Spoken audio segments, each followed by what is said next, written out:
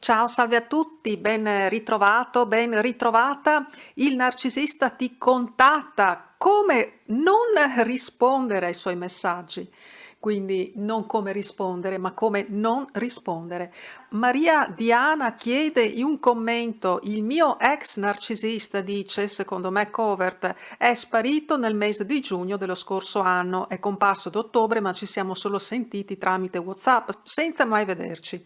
È risparito nel mese di marzo e mi ha fatto il cucù questa mattina con un buongiorno, prima su Messenger e dopo 15 minuti su WhatsApp, ma io non ho letto e nemmeno risposto. Qual è la migliore vendetta? Non leggere oppure leggere e non rispondere? Alcuni, dice Maria Diana, dicono di visualizzare e non rispondere.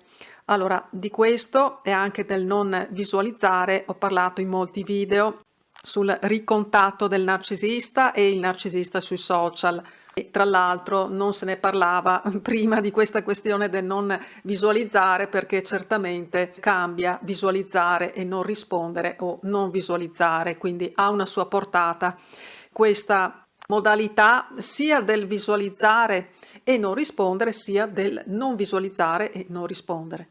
Però c'è da dire che dipende sempre molto dal contesto, questo non dobbiamo mai perderlo di vista. Qui si deve generalizzare parlando di questo, ma si può farlo fino a un certo punto, perché poi ogni situazione va a sé e bisogna veramente calarla nel suo storico e anche in quelle che sono le vostre personalità.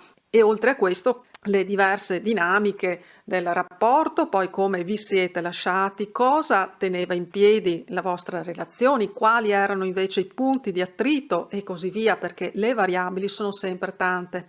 Se vuoi inferire al narcisista una ferita netta da abbandono, e tu parli, Maria Diana, di vendetta, in questo caso cosa se non una ferita netta d'abbandono può essere una forma di vendetta, ma sempre che sia quello che lui effettivamente può vivere con te. E anche qui è da vedere e da valutare se effettivamente lui possa vivere uno stato d'animo di questo tipo.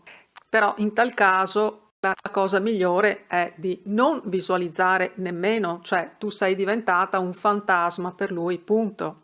Se vuoi essere strategica perché pensi di riallacciare con lui, puoi anche visualizzare, ma sappi che lui in questo caso se la legherà al dito che tu non rispondi e non potrai mai poi prevedere con la massima precisione, trattandosi anche di un narcisista, il momento in cui lui comincerà a svalutarti e a scartarti, perché quello è il momento in cui per un narcisista possono tornare a galla tante cose nella sua testa che tu puoi avere fatto e non fatto.